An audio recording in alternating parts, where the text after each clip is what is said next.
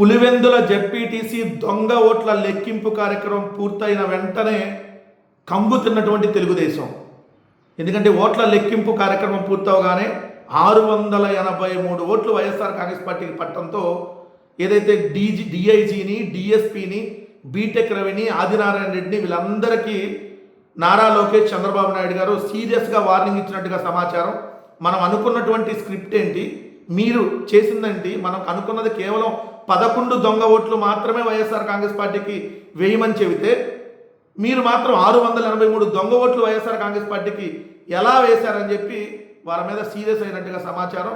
ఉండవల్లిలో కరకట్టలో ఉన్నటువంటి చంద్రబాబు నాయుడు గారి అక్రమ కొంపలో టీవీల్ని నారా లోకేష్ పగలగొట్టినట్టుగా కూడా మనకు సమాచారం అందుతూ ఉంది.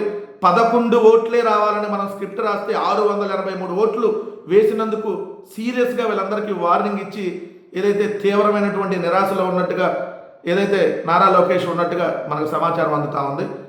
తర్వాత ఏం జరిగిద్ది అనేది మనం ఇంకా వేచి చూడాలి.